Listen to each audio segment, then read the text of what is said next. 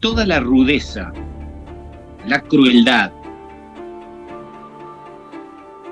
la estrictez del ejército pasó a ser un campamento de verano al lado del monasterio. Los castigos físicos, psicológicos que tuve que sufrir ahí fueron increíbles.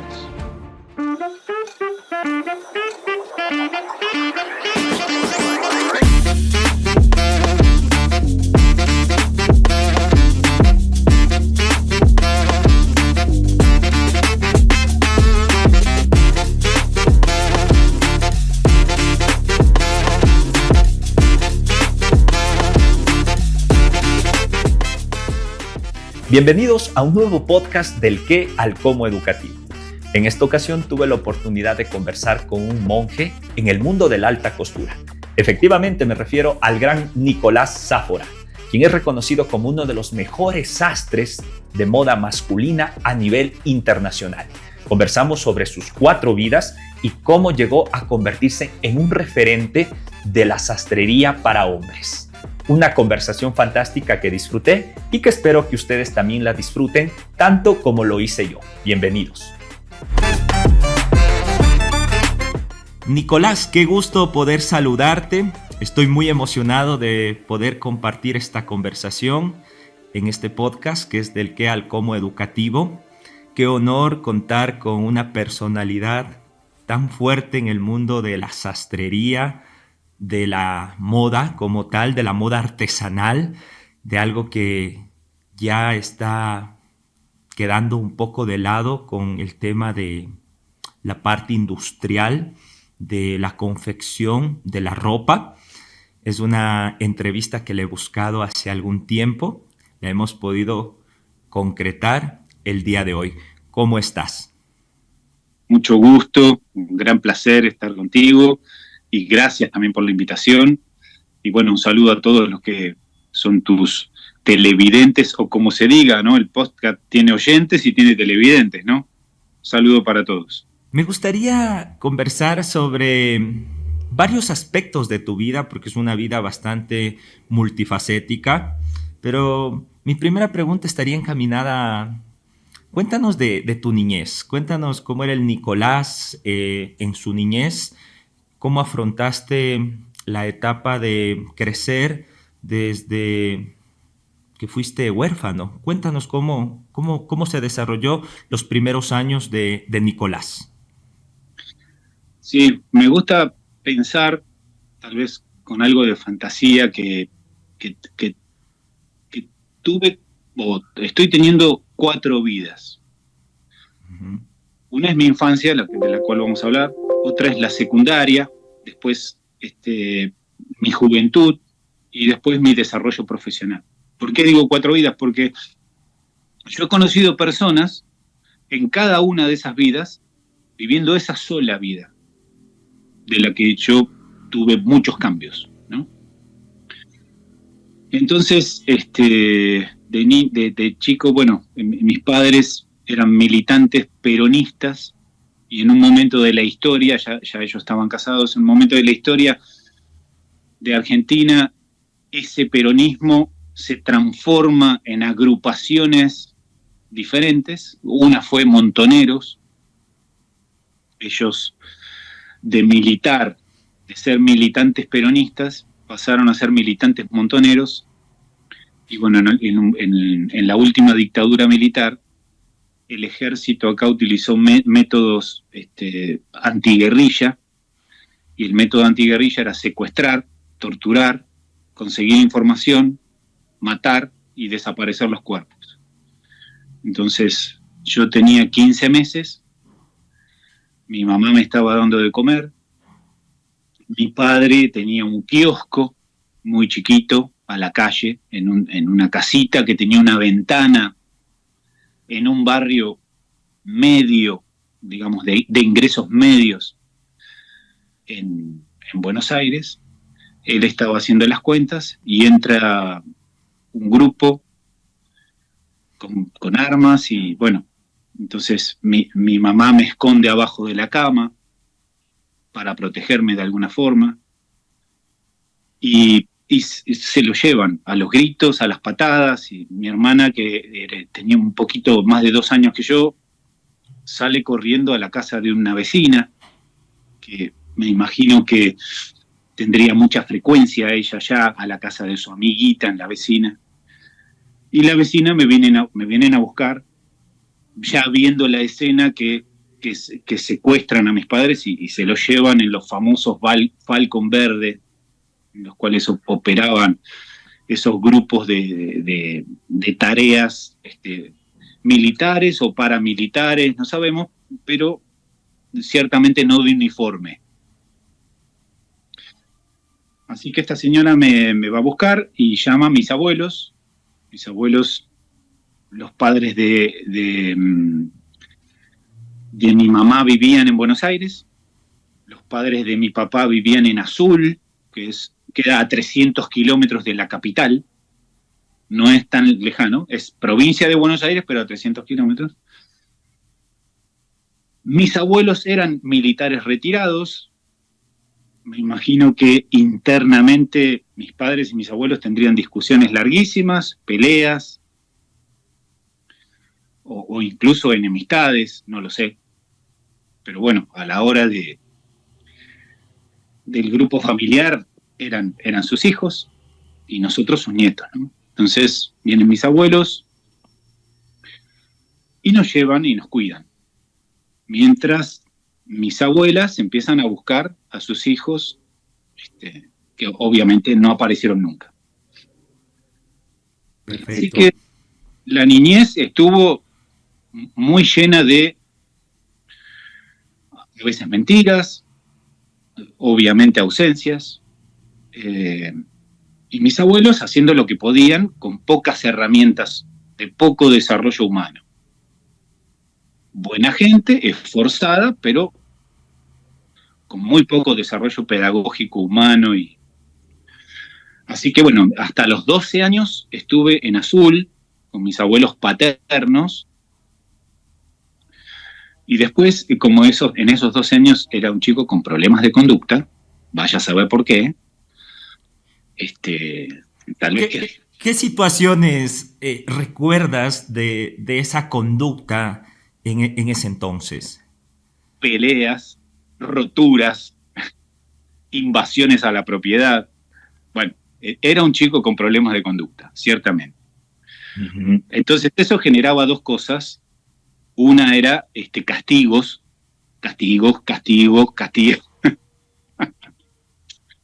Y la otra era lástima. Mis maestras me tenían lástima, porque conocían mi historia. Digamos, sabían que el nene había sido amado hasta los 15 meses, y después todo eso que era el mundo total. Para un chico de 15 meses, el mundo casi completo es su madre. De repente ya no estaba más. Bueno, así que el niño a los 12 años fue mandado a un reformatorio porque tenía problemas de conducta. Mis abuelos, con toda la buena intención del mundo, me mandan a un internado militar. A estos mismos militares que en algún momento se llevaron a mis padres, ¿no? Qué paradójico. Y sí, se llevaron a mis padres, los torturaron, y los mataron y los desaparecieron. Digamos, los cuerpos no aparecieron más. Uh-huh. Sin juicio, ¿no? Porque uno puede pensar, supongamos, yo no lo sé porque no quise hacer una investigación específica del tema, porque mis padres eran mis padres. Yo no puedo verlos si fueron delincuentes o no. Sinceramente no lo sé. No hay tantas pruebas tampoco de eso. Pero supongamos que en el peor de los casos sean delincuentes, uh-huh, y merecieran una condena o incluso la pena de muerte. Bueno, se hace un juicio, se obtienen las pruebas, si es la pena de muerte se ejecuta y se entrega los cuerpos a la familia. Entonces es el proceder normal de la justicia o de la civilización. Estamos en civilización. Los humanos nos hemos dado cuenta que tenemos que ordenar las cosas para que la vida salvaje no sea, digamos, la vida no sea agresiva. Hemos creado leyes, hemos inventado derechos de todo tipo, que son muy buenos, pero son no vienen de la naturaleza los derechos. Yo no le puedo decir a un tigre que no me coma porque tengo derecho a vivir. Son un invento nuestro muy bueno, pero un invento nuestro, en fin. Uh-huh. Si hemos inventado la civilización y en este caso no se respetó de ninguna manera, o de muchas maneras no se respetó. Entonces, yo tengo una pregunta ahí. ¿Por qué deciden mandarte a un colegio militar? ¿Por qué surge esa idea? Yo era muy chico y hay respuestas que no voy a conseguir nunca. Uh-huh. Pero no es un disparate pensar que mis abuelos, que eran militares retirados, los dos abuelos varones, digamos, ¿no? Pensaran algo así como que el nene que no salga como los padres. Entonces me mandan a un reformatorio para esa edad extremo, ¿no? Porque uno puede pensar en un college inglés en donde son pupilos y se dedican a estudiar y a hacer deporte, pero no son militares, que les enseñan la disciplina militar, que los castigan con ejercicios físicos, todo el entrenamiento que tiene un militar a cierta edad. Hoy en día, y te diría, en los últimos 50 años o 100 años, los militares no tienen menos de 18 años. Los más chicos son... Yo tenía 13, ¿no? Cuando entré. Es decir, hay una connotación peculiar en la conducta que tenía el nene que se portaba mal, no importaba cuáles eran las razones, y la mancha de sangre que traía, la descendencia pecaminosa, por decirlo de una forma, ¿no?, poética. Teológica. Él venía con la sangre manchada por sus padres. O algo así. Con la mejor de las intenciones, mis abuelos eran buenas personas, pero eran gente con muchas limitaciones.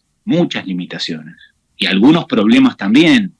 Parte de esos problemas eran que tenían que absorber que ellos habían perdido a sus hijos y no los habían podido enterrar y no los iban a ver más. Y lo peor es que tal vez en su mente ellos pensaban y se lo merecían, porque algo habrán hecho. ¿Me explico? No, era muy, muy complejo para la mente de ellos. Entonces, secundaria, en el internado militar, en ese momento había 6 de esos en el país, militares del ejército, no de la marina había uno, creo, y de la aviación había otro, pero del ejército había varios. Entonces, entro ahí y, por supuesto, en mi legajo que figuraba, el chico es hijo de montoneros, no habría muchos, yo no escuché ninguna historia de que haya habido otros. Así que era un chico que tenía problemas de conducta, que los mantuve con problemas de conducta y que obviamente era observado por mis superiores para ser corregido, ¿no? Un árbol que había que enderezar. Así que no la pasé bien. No fue una linda experiencia. ¿Ese árbol se enderezó después de la vida militar? La gran pregunta... ¿Qué te aportó? ¿Cuál es la reflexión después de haber transitado la vida militar? Muchas cosas, pero el aprendizaje lo aprende quien quiere aprender, porque no es verdad que lo que no te mata te fortalece. No es verdad. Lo que no te mata te fortalece si aprendes de eso, porque si no te debilita. Es decir, si queda una herida que nunca sanó, te debilita. Algo que casi te mata, te deja una herida que nunca sanó, estás más débil.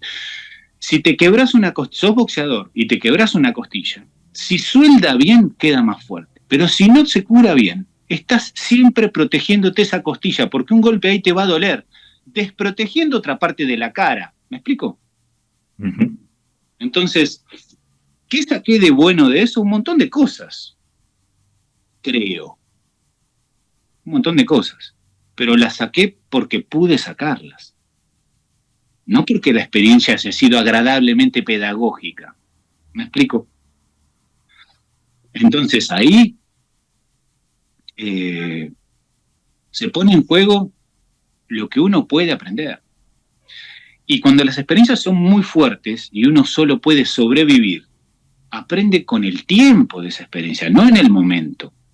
Y en el momento uno aprende cuando el contexto es pedagógico y está para que uno aprenda. Y a uno le tienen paciencia y le vuelven a explicar.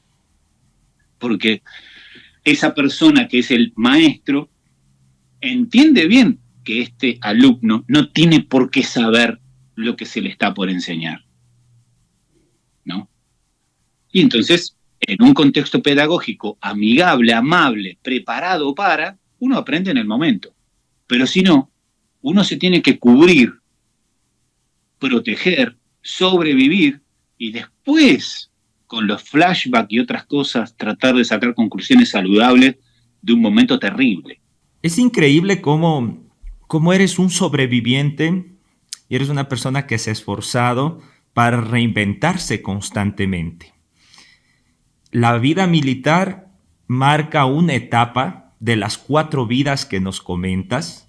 La primera fue quedarte huérfano a los 15 meses, el crecer sin tus padres. La segunda, esta decisión que toma tu familia en torno a poder mejorar tu conducta, esto lo digo entre comillas, al ingresarte a una escuela militar. Y de ahí tenemos la tercera vida de Nicolás. Eres como un gato, o sea, tienes varias vidas. La tercera vida de Nicolás tiene un giro de 180 grados, o sea, pasamos de lo militar a lo religioso. Cuéntanos cómo se da esta transición, porque a partir de lo religioso vamos ya a ir encaminando el gran ser humano y profesional en el cual te has convertido a fecha actual. Cuéntanos la tercera vida de Nicolás. Sí, cuando en el último, o sea, siempre en el liceo militar también tenía problemas de conducta, hasta el último año en el que conozco a un sacerdote que no estaba en el liceo. El liceo militar tenía conexión con un capellán y este capellán tenía conexión con otro sacerdote que estaba haciendo una fundación nueva de un monasterio, para simplificar la palabra monasterio, porque congregación religiosa, estatuto, y bueno, pero un monasterio, ¿no? Entonces conozco a esta persona y todos los manipuladores suelen ser muy agradables y muy, muy atractivos también, ¿no? En todo su discurso, muy seductores, ¿no? Así que creí que tenía vocación religiosa y esperé terminé el liceo militar, me recibí, salí, era menor de edad, tenía problemas de tutor, de esto, de aquello, no era tan fácil entrar en un lugar con un permiso del juez, etcétera. Había diferentes problemáticas que superé y entré en este monasterio y estuve 10 años, de los 18 a los 28 años. Claro, toda la rudeza, la crueldad, la estrictez del ejército pasó a ser un campamento de verano al lado del monasterio. Los castigos físicos, psicológicos que tuve que sufrir ahí fueron increíbles. Soy bastante resistente, por eso duré 10 años, ¿no? No obstante, en los últimos, bueno, la experiencia fue muy, muy cruda y quiero hacer un drama ni estar en muchos detalles. Pero ¿realmente tú tenías vocación de tomar los hábitos, vocación de emprender una vida religiosa? O sea, ¿te sentías conectado con Dios, con la espiritualidad? ¿O era una forma de escapar, de tener un lugar seguro? Mira, esa pregunta supone un montón de respuestas que no sabría decirte. ¿Dios existe? La primera. Después. Tú eres un hombre creyente. Hoy en día me gustaría creer, pero volvamos en ese momento. La otra pregunta es, ¿existe un llamado especial de Dios a algunas criaturas? O sea, Dios es un Dios, supongamos que existe. Ujú. Es un Dios creador, es el motor de la creación y nada más. Eso tiene mucho sentido. Es decir, ¿qué hay atrás del Big Bang? Bueno, la partícula no sé qué, y atrás de la partícula no sé qué, la partícula no sé cuánto, y atrás de eso, tiene sentido que exista un ser atemporal, todopoderoso, único, tiene sentido. Es decir, es matemáticamente razonable, lógico. De ahí a que ese mismo Dios tenga cierto control, exija bondad o maldad, moralidad, mandamientos, interacción con los hombres, es otro tema ese. El Dios que nosotros estamos hablando ahora es este Dios, el Dios moral, el Dios que nos ama por existir, que nos dio la vida, etcétera, es el discurso religioso, digamos, de la mayoría de los núcleos religiosos importantes en el mundo. Es una pregunta mucho más dificultosa para mí de responder, no estoy en condiciones de responderla. No obstante, suponiendo que sí exista ese tipo de deidad, yo no sé si ese tipo de deidad hace llamados especiales irrefutables, porque si no se hace eso, la vida es una calamidad de ese sujeto. Porque eso es el concepto de vocación religiosa en la Iglesia Católica, al menos en el grupo extremista en el que yo entré, ¿no? Si vos no aceptás tu vocación religiosa, tu vida es una catástrofe, porque no hay otra opción. Dicho esto, en estos conceptos, no sé si tuve o no tuve, porque el discernimiento de mi vocación lo hizo otra persona.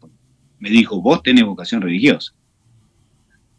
Y yo tuve muy buena voluntad, y fui muy generoso, y renuncié a todo por eso. ¿Cómo te iba con los votos que se hace? Por ejemplo, Claro. la castidad. Tú antes habías tenido parejas, novias, te habías enamorado. Pequeño resumen. Los votos son tres: es Ujú. obediencia, castidad y Correcto. pobreza. ¿Qué implica? Exactamente. Obediencia implica no decidir. Es decir, obedecer es no decidir. Alguien decide por uno. Y se supone, Dios a través de tu superior. Pobreza significa que no sos dueño de nada de lo que utilices. Se te da, como en el comunismo. Se te da de comer, se te da la ropa, se te da la cama, se te da el agua para bañarte, no sos dueño. Es decir, uno trabaja todo el día, pero no tiene propiedad sobre las cosas. Y tampoco libre uso. Y la castidad es, obviamente, empieza desde los pensamientos, obviamente pasa por la praxis física, ¿no? Es decir, no puedo tener pensamientos impuros. Al renunciar al matrimonio, no tengo derecho al sexo, ni a todo lo que implica el sexo. Ni siquiera en los pensamientos. Esa es la castidad. Entonces, dicho esto, pequeño resumen, yo tuve la práctica en los 10 años impecable. No tuve pensamientos consentidos. Los pensamientos, todos sabemos, fluyen y vienen, y más en el hombre, que está de alguna forma cableado para ser el motor de la expansión de la especie, y por lo tanto tener sexo con una mujer. Cuantas más mejor. De alguna forma la naturaleza nos hizo el motor, por eso alcanza con ver el hombre para que desee, pero la hembra no alcanza con ver. Hay que generar un contexto, el amor y todo, la protección, bueno, etc. En general es así. Entonces, los pensamientos vienen, pero uno los tiene que rechazar. No quiero. ¿Cómo los rechazas? ¿Cómo los rechazabas? Por un bien mayor, se llama sublimación. Por un bien mayor. Quiero aclarar también que nunca me toqué en 10 años, en esos 10 años, de 18 a 28 años, no me toqué. ¿Y cómo liberabas la energía, Nicolás? Bueno, hay dos formas de responder eso. Uno es el trabajo continuo, físico, genera bastante de gasto y consumo de energía. No obstante, cada tanto me pasaba que amanecía mojado, solo, sin haber consentido conscientemente eso. Para no entrar en detalle, digamos, no sé si me explico. Okay. Totalmente. Sí. Periódicamente, una vez al mes, una cosa así, Ajá. una vez y medio o cada 2, automáticamente los sueños producían lo que tenían que producir. Uh-huh. Y yo tenía que cambiarme a la mañana porque eso ya, mi ropa interior no servía.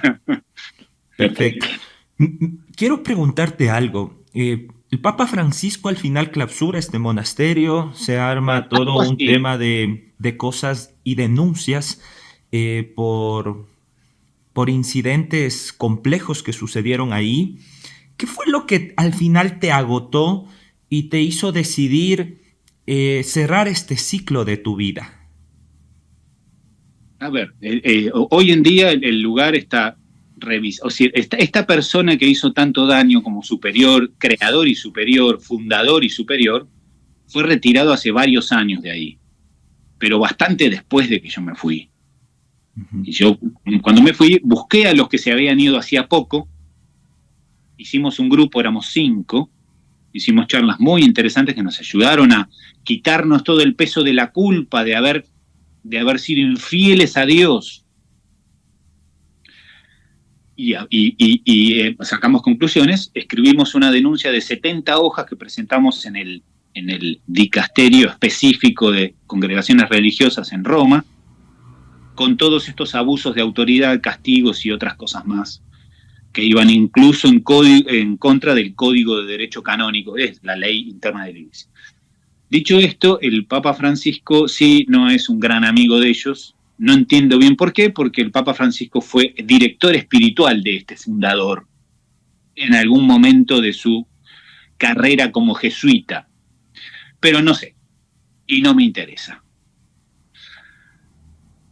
No me interesa la relación que tuvieron. Entonces, este lugar, sí, no está cerrado, pero no está bien visto.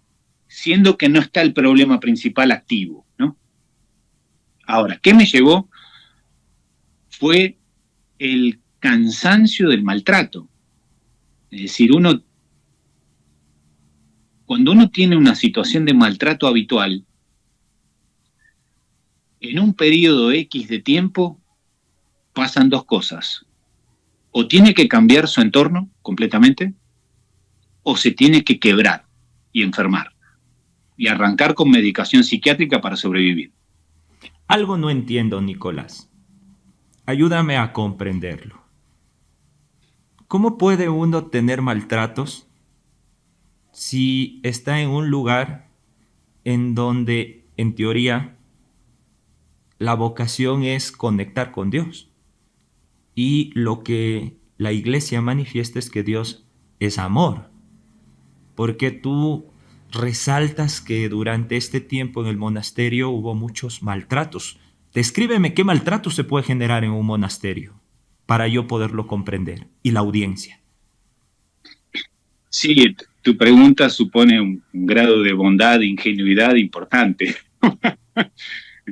Que me encanta. Ojalá todos tuviéramos, ¿no? Porque el mundo sería mejor, con cierto grado de... ¿Por qué existe la maldad? Es una gran pregunta. Donde está el hombre hay maldad. Para mí el punto principal es que todos, cada uno de los Homo sapiens, incluso todos los homos anteriores a los Homo sapiens que no existen más, han tenido un grado de maldad y un grado de bondad. Por supuesto, cada uno va administrando de la forma que puede, y algunos tenemos mucha bondad y poca maldad, y cada tanto se escapa algún enojo o alguna cosa inoportuna, y otros tienen mucha maldad y poca bondad, ¿no? Entonces, pero todos tenemos un poquito de eso. Entonces, las instituciones que formamos, por más santas que las planteemos en sus estatutos y por fuera, tienen la maldad humana dentro, que muchas veces no es vista por los que tienen que cuidar y regular esa maldad, porque al ser instituciones muy grandes, obviamente los detalles se escapan, ¿no?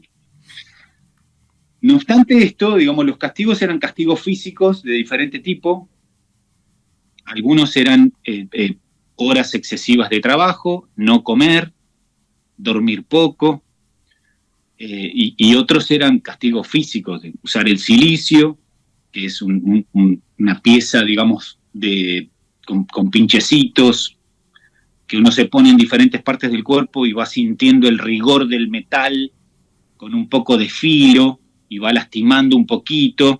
Bueno, eso requiere, eso es muy exasperante. Te pone muy nervioso el estar lastimándote, digamos, a saber caminar con el silicio, la transpiración en las heridas, bueno, obviamente los famosos latigazos y cositas. Otros eran estar de rodillas. Uno de los castigos que me marcó muchísimo por cómo surgió injustamente y por la rudeza que tuvo, fueron que tuve que estar a 1 metro de la pared de rodillas durante 11 horas. De rodillas no sentado en mis talones, de rodillas con la cola levantada, digamos, ¿no? O sea, de rodillas a 90 grados. Bueno, fue una lucha cerebral de mucho tiempo. No es 11 horas mirando el celular, bueno, me duelen las rodillas, pero me entretengo con los TikTok. No, eran 11 horas de dolor físico y solo con mi cerebro y tratando de procesar la injusticia del castigo que no lo merecía, no por la magnitud, no había cometido un error.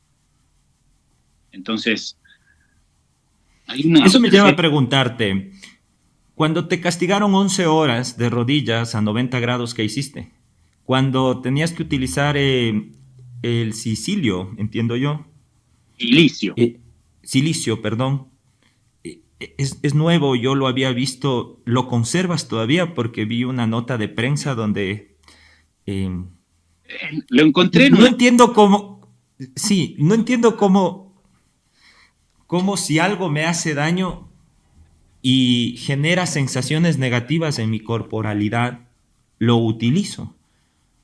A ver, eso tiene siempre que ver con un contexto. Uh-huh. Es decir, estas tribus africanas, que las mujeres estiran el cuello con aros, que se agregan aros y aros y aros, y te pensás que no duele, o que se agregan estos platos en las orejas, o las japonesas que se atan el pie y durante años no lo dejan crecer para que le queda todo atrofiado. Bueno, hay un contexto cultural. En un contexto cultural X, que es el católico ascético monástico, estas prácticas eran normales. ¿Por qué? Porque el gran enemigo es el cuerpo. La carne, hay que domar la carne, el pecado original. Bueno, en esa cosmovisión, estas cosas tienen sentido, por más que entiendo tu duda y te imaginas que hoy no hago estas prácticas, ¿no? Correcto. Pero todavía guardas esto que lo encontraste, este aparato de tortura. En una bolsa que tenía, que cuando me fui, digamos, guardé una bolsa con... Había toda una serie de cosas que logré sacar de ahí. En parte, yo salí muy desorientado. Ahora vamos a la parte... Tenés que pensar que yo había hecho, hacía 10 años, de los 18 años, había resuelto toda mi vida, que iba a ser así, con los votos y la vida monástica, etcétera, y de repente me encuentro que eso no es así, que tampoco tiene sentido para Dios, en este sentido. Incluso el mismo razonamiento me lleva, digo, si caigo en una enfermedad mental, que era lo que yo sentía que estaba yendo, y de hecho veía que muchos tenían un blister con algunos no sé qué, pero pongámosle ribotril o algún medicamento psiquiátrico para sobrevivir. Yo veía que algunos sacaban el blister y se mandaban. Y cuando he visto los blisters, eran eso, no eran vallaspirinas. Entonces digo, a ver, yo ya estaba quebrado internamente. Digo, ¿voy al ribotril o me voy de acá? No me quedó mucha opción. No vi una tercera opción. Sí la vi. Y me paso de monasterio.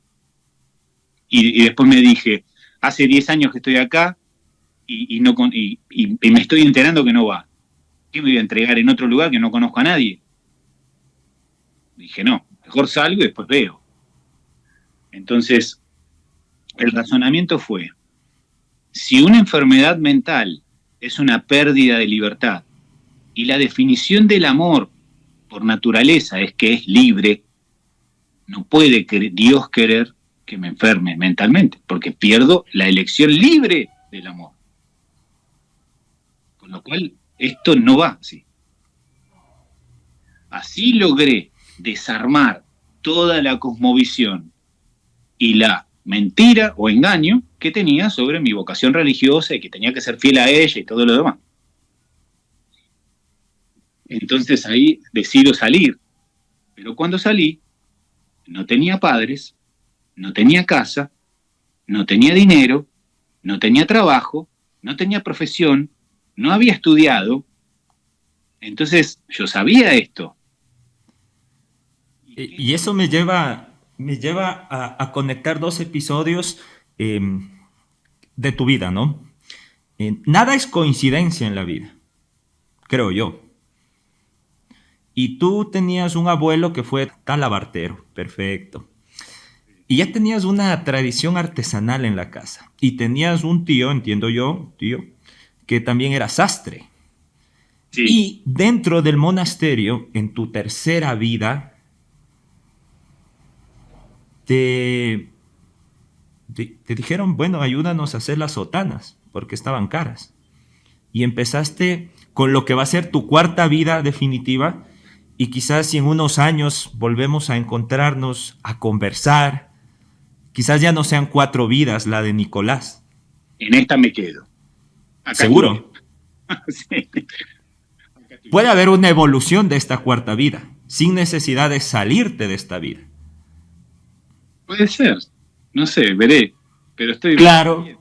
¿Quién quita que en un podcast en unos años, cuando esto quede en la hemeroteca de nuestra memoria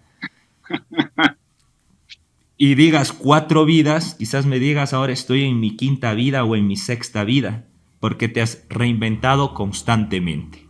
En el monasterio aprendes el oficio inicial de sastre. Cuéntanos, ¿se te dio bien?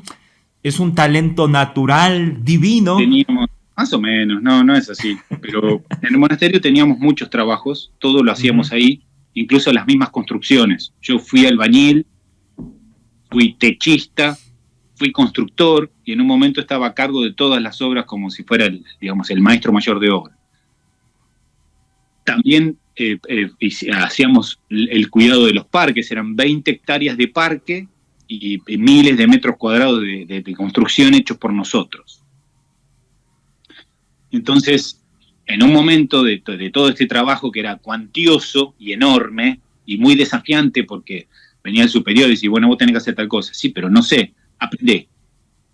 Entonces uno tenía que ingeniárselas, ¿no?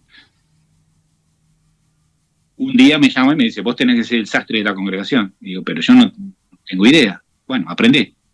Pero tengo que salir del monasterio. Andá, me dijo. ¿No había YouTube en esa época? No había casi... Internet era novedoso. Es decir, Internet ya existía hace un montón, pero en Argentina, nosotros los celulares, la popularidad de los celulares las empezamos a ver más o menos en 2008, 2010. No los smartphones, todo el mundo con computadoras en la mano. No. Los celulares que se abrían. En 2005-2006, en Oriente estaba lleno. Primer mundo sí estaba lleno. Del celular que tenía 2 jueguitos tarados, muy sencillos, y podías hablar. Era un teléfono. Un teléfono que no necesitaba el cable a la pared. Pero no eran los smartphones de hoy. Y yo te estoy hablando que esto fue en los 90/los 2000. Y cuando te dicen, anda a aprender, tengo que salir, ¿a dónde fuiste a aprender? Eso fue en el año 97, 1997. Entonces yo salí, me fui, el monasterio queda alejado de la ciudad. Y vine a la capital, como 2 horas de viaje. Empecé a caminar por toda una zona comercial que vende mucha ropa. Bueno, era toda una escena del Quijote, ridícula te diría, porque yo digamos, de sotana, 21 años, con sotana negra, caminando por un centro, por una zona muy comercial, mucha gente que revende prendas, no es una zona donde va el cliente final que va mejor vestido a buscar una pizza, no, es mucho movimiento, y yo golpeando puertas de diferentes sastres que hacen arreglos de pantalones, diciéndole si podía ser su discípulo. O sea, las caras de esa gente, cuando me veía un tipo de sotana que quería ser discípulo de... Bueno, por supuesto recibí un montón de no, un montón, hasta que caminando varios kilómetros, preguntando y yendo, y encontré uno que era italiano, había venido de chico a la Argentina, y me dijo sí, que él estaba dispuesto. Entonces empecé a ir a su sastrería. Primero eran 3 veces por semana, después 4 veces por semana, hasta que fui aprendiendo. Fui aprendiendo a coser. Después con otro sastre tomé un curso de corte. Y fui aprendiendo a hacer sotanas, que son trapos hasta el piso, vestidos grandes para tipos que no se miran al espejo, ¿no? Digamos, Me encanta la ironía de decir trapos para tipos que no se miran al espejo.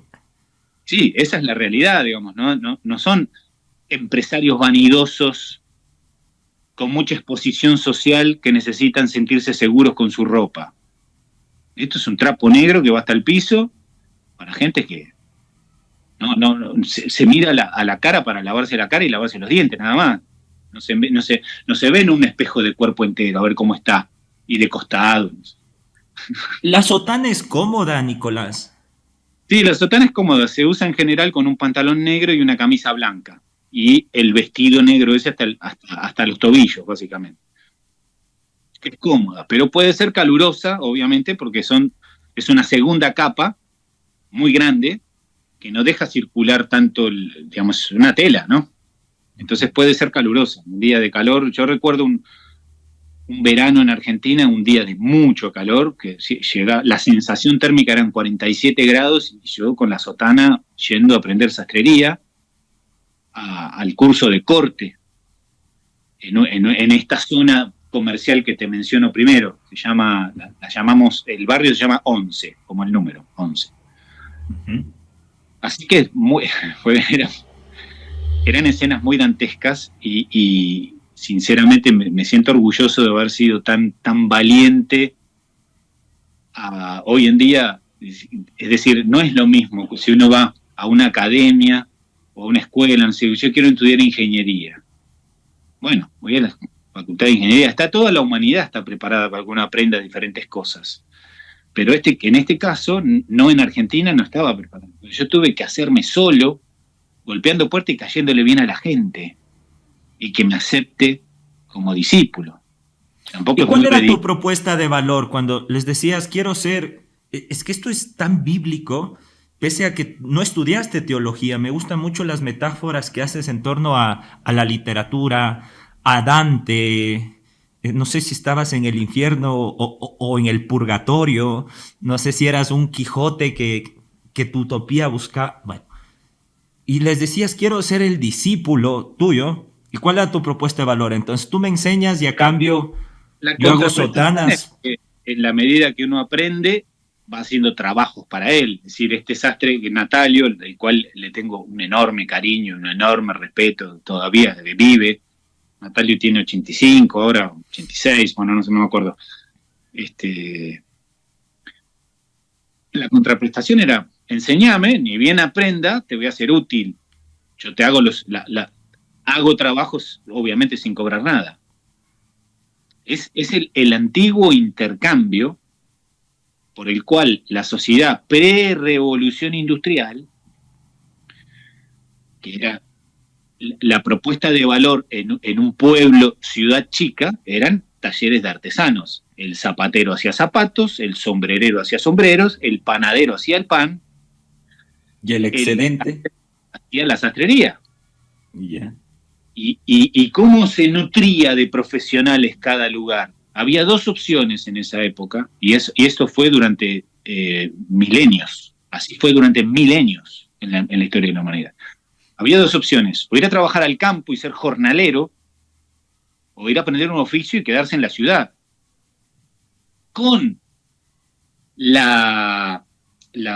el prestigio que tenía tener un oficio. Uno trabajaba, aprendía algo y trabajaba con la propuesta de valor, obviamente que tenía un jefe, que era el maestro que le enseñaba, y el dueño del negocio. Un comerciante profesional de algo, ¿no? Bueno, así fue siempre hasta la Revolución Industrial, que las cosas cambiaron bastante y es lo más parecido a lo que conocemos hoy. Pero desde que se desarrollaron las primeras sociedades en 10.000 o 12.000 antes de Cristo, con la agricultura y ganadería, que antes de esa fecha no existía, es decir, pequeño contexto, supongamos que los Homo sapiens tenemos 300.000 años, está en discusión, pero supongamos que son 300.000. 288.000 fuimos cazadores-recolectores. Hace 12 como máximo que somos agricultores. No es mucho en la historia de la humanidad. Esta agricultura favoreció la instalación en lugares, que después se hicieron sociedades. El primer imperio es del año 3500, creo, antes de Cristo, los sumerios. Primer imperio. Primera ciudad grande, digamos. No sé si primera ciudad, pero primer imperio. Civilización podría. Primera civilización, en donde ellos descubren que no retenían tanta información cuando almacenaban cosas, no podían retener, los escribas no podían retener tanta información mental. Tenían que empezar a utilizar unidades de medidas, tablillas, y empiezan las primeras formatos de escritura, que son simplemente listas de cosas almacenadas, ¿no? Uh-huh. Cálculos. Entonces, dicho esto, desde esa época hasta acá se aprenden oficios, hasta la Revolución Industrial, la primera Revolución Industrial en 1830 en Inglaterra. Del menos 12.000 o 10.000, supongamos, hasta 1830, y fue el esquema de la historia de la humanidad. O eras jornalero o te aprendías un oficio. Dentro de los oficios había algunos destacados, que era la medicina, la abogacía, un poquito más destacados, pero el resto era un paquete. Y ahí, y hasta ahí, casi el único medio de transporte que teníamos era la rueda, con un eje, dos ruedas con un eje, una plataforma encima, un carruaje, tirado por un caballo. Porque la rueda más o menos se crea cuando necesitamos transportar cantidades. Ya no somos cazadores-recolectores y tenemos que transportar cantidades, cosechas, animales, no sé lo que fuere. Entonces, de los 10.000 hasta 1830, la rueda fue la revolución. Ahora, después se inventó el tren, por supuesto basado en la rueda. Pero el tren cambió todo. Las distancias eran diferentes, pero claro, había que hacer toda una infraestructura. Y después el segundo gran cambio es el avión. Pero todo eso es muy nuevo en la historia. ¿Me explico? Totalmente, totalmente. Yo utilicé el formato que se utilizó durante milenios, que es: vos me enseñás, yo te trabajo gratis hasta que sea bueno y me pueda abrir solo. Hago un paréntesis ahí. ¿En dónde aprendiste tanta historia, Nicolás? Claro, me lo vas a decir leyendo, pero ¿cómo nace este gusto? Porque tienes una gran empatía por asociar y defender desde un proceso histórico la importancia que ha tenido la sastrería en el mundo, ¿no?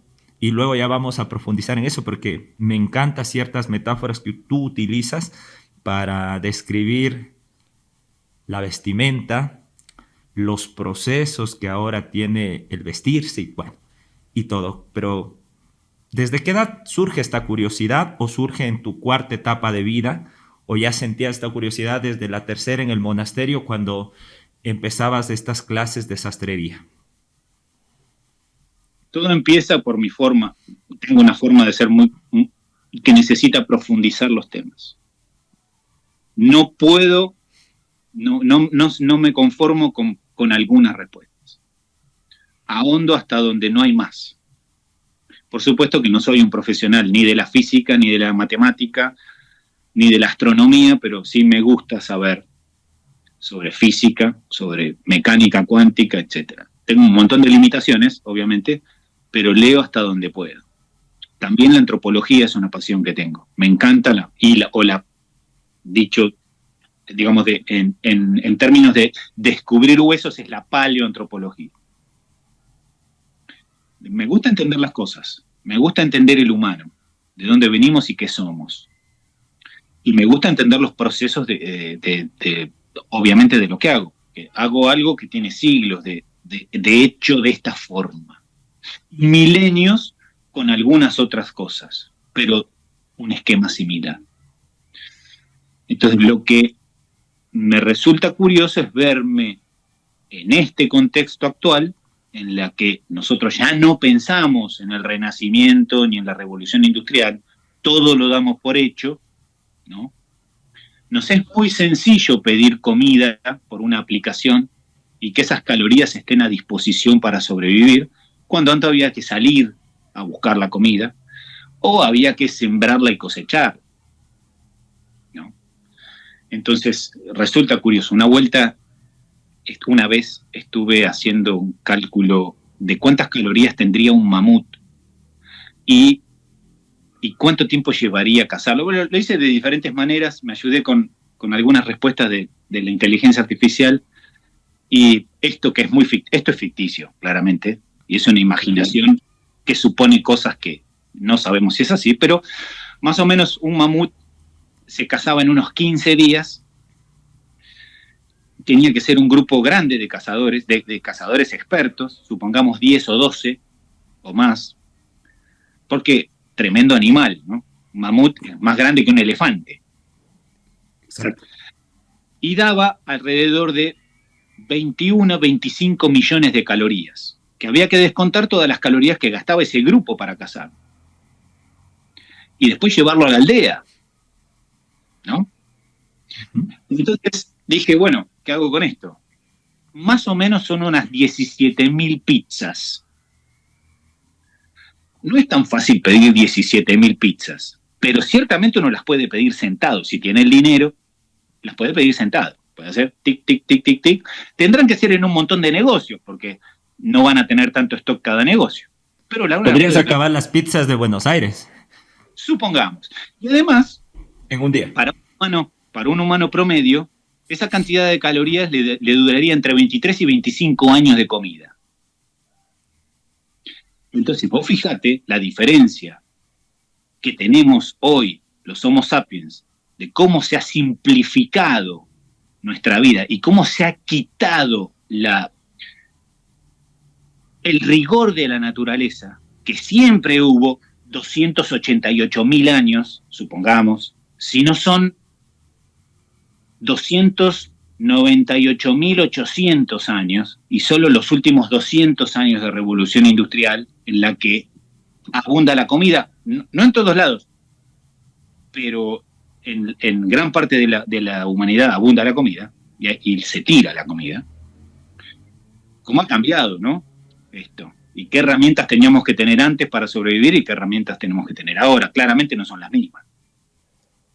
Esta reflexión que tuviste del mamut, ¿por qué se dio? O sea, un día... Por curioso. Claro, o sea, yo pienso y digo, Nicolás está en su lugar de trabajo, ¿no? Y de pronto se pone a pensar y dice, ¿cuánto tiempo nos tomaría cazar un mamut? ¿Cuántas calorías tendría un mamut? Si por mi tradición italiana asocio que estas calorías podrían convertirse en miles de pizzas, porque podrías haber pedido otro plato. ¿Por qué surgen estas interrogantes existenciales? Porque son existenciales. Sí. Y claro, y esto está asociado a la revolución industrial. Y claro, y la gran pregunta es, ¿la humanidad está mejorando o está retrocediendo, avanzando, retrocediendo? ¿Por qué se dan estos pensamientos, Nicolás? Cuéntame. Gran parte de estos pensamientos es entender qué me pasa. Todo surge por entender qué me pasa. Y hubo dos grandes interrogantes, dos grandes desafíos que tuve que encontrar respuestas y las encontré de esta manera. Tal vez de esta manera es un formato muy subjetivo. No quiero hacer con esto que todo el mundo necesita estas herramientas, este tipo de explicaciones. La verdad que es muy subjetivo, es mío y es mi locura, digamos, ¿no? Pero una gran interrogante cuando salí del monasterio en todos esos años fue, bueno, ¿qué hago con esto de la sexualidad? Que es muy fuerte, que uno está como hombre, está siempre mirando y mirando, y no hay mujer que alcance. A veces es un poco torturador, era un poco torturador para mí eso de estar mirando y estar deseando mujer que pase. Entonces yo dije, ¿qué pasa, hermano? ¿Qué pasa? ¿Por qué esto es así? Y lo charlaba con otro y le pasaba lo mismo. Y lo charlaba con un tipo de 80 años y me dice, mira, yo físicamente no puedo hacer nada, pero me pasa lo mismo mentalmente. ¿Qué pasa? Bueno, ahí empecé a buscar explicaciones antropológicas y de vida, digamos, ¿no? Biológicas evolutivas. Y hay todo un cableado biológico evolutivo que no estoy diciendo que esto esté bien o esté mal, estoy queriendo hacer una descripción, porque hecha la descripción, es decir, bueno, mi auto funciona de esta manera. ¿Funciona bien? No, pero funciona de esta manera. Fenómeno. ¿Cómo hago para usarlo? ¿Me explico? Es decir, intuyo que la sexualidad siempre ha sido un tema que te apasiona. Sí, me gusta. Y después otra cosa que me resultó un gran desafío y por lo cual busqué un montón de respuestas es, ¿qué pasa con el cerebro que tiene 60.000 pensamientos por día? ¿Qué te pasa? Le estoy hablando a mi cerebro, ¿no? ¿Qué te pasa, hermano? O sea, y aparte pensamientos que no vienen bien. ¿Por qué me boicoteás? ¿Por qué me decís no podés? ¿Por qué me decís deberías hacer tal cosa? Esos diálogos internos que yo los tenía y digo, ¿qué hago con esto? ¿De dónde vienen? Bueno, esta mente primitiva, que funcionó en automático durante millones de años, solo con la única finalidad de sobrevivir en ese contexto tan agresivo, en el que hoy no tiene cabida porque el contexto cambió, pero sigue siendo tan primitiva como antes, porque eso evolucionó con millones de años. Entonces, me encuentro con que tengo dos mentes. Mi yo consciente, que puede procesar los pensamientos, rechazarlos, juzgarlos, ponerlos en su lugar, reírme de su ridiculez, y las propuestas de mi cerebro automático, que va y viene evolutivamente diciéndome todo tipo de propuestas que son anacrónicas, no están puestas en este contexto, que no es tan salvaje, en donde no requiero caminar por la calle con miedo. Bueno, digo, cada uno tendrá su ciudad o un lugar en la ciudad que mejor no ir, ¿no? Pero no obstante, no es lo mismo caminar en la selva que caminar en una ciudad en donde hay leyes, policía, etcétera, etcétera, etcétera. Entonces, la mente funciona en automático si la dejamos, como cuando respiramos. Nosotros podemos estar todo el día respirando y no nos vamos a morir. Y ni darnos cuenta, ni manejar la respiración. Pero podemos conseguir 2000 técnicas de respiración que generen efectos diferentes en mi estado de ánimo, en los químicos que genera el cuerpo, y controlar todo lo que haga respirando. Pero si la dejo, funciona sola. De la misma manera, la mente funciona sola si la dejo. Con este contexto, todo es peligroso y tiene que sobrevivir. Entonces, tiene las propuestas. Yo distingo dos propuestas del cerebro en este cerebro automático, las llamo el náufrago y el superhéroe. Porque el náufrago no tiene nada, todo escasea, entonces es ¿para qué? ¿Por qué vas a hacer eso? No lo hagas, no podés.